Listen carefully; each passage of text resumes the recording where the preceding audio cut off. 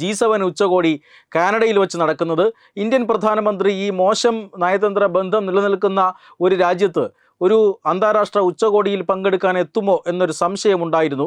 ആദ്യം പ്രധാനമന്ത്രി നരേന്ദ്രമോദി എത്തില്ല എന്ന ഒരു നിഗമനമാണ് ഉണ്ടായിരുന്നത്. അങ്ങനെയുള്ള ചില വാർത്തകളും പുറത്തു വന്നിരുന്നതാണ്. അതായത് നയതന്ത്ര ബന്ധം കുറച്ചുകൂടി മെച്ചപ്പെടാനുണ്ട്. ഇന്ത്യൻ പ്രധാനമന്ത്രി കാനഡ സന്ദർശിക്കുമ്പോൾ വലിയ സുരക്ഷാ പ്രശ്നങ്ങളുണ്ട്. അതുകൊണ്ട് തന്നെ പ്രധാനമന്ത്രി G7 ഉച്ചകോടിക്ക് എത്തില്ല എന്നൊരു വാർത്ത നേരത്തെ വന്നിരുന്നു.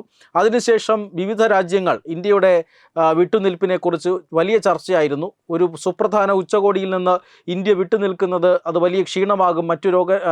ഈ സംഘടനയെ G7 സംബന്ധിച്ചിടത്തോളം അതൊരു വലിയ വീഴ്ചയാകും. മാത്രമല്ല ഇന്ത്യയെപ്പോലൊരു പ്രധാനപ്പെട്ട രാജ്യം വിട്ടുനിൽക്കുന്നതിനെ മറ്റു രാജ്യങ്ങൾ അനുകൂലിക്കുന്നുമില്ല. ഒരുപക്ഷെ മറ്റു രാജ്യങ്ങളുടെയൊക്കെ ശ്രമഫലമായിട്ടാകണം പ്രധാനമന്ത്രി നരേന്ദ്രമോദി കാനഡയിലെത്താം എന്ന് സമ്മതിക്കുന്നു. അങ്ങനെ ഒരു ഔദ്യോഗികമായ ക്ഷണം കാനഡ നൽകുന്നു.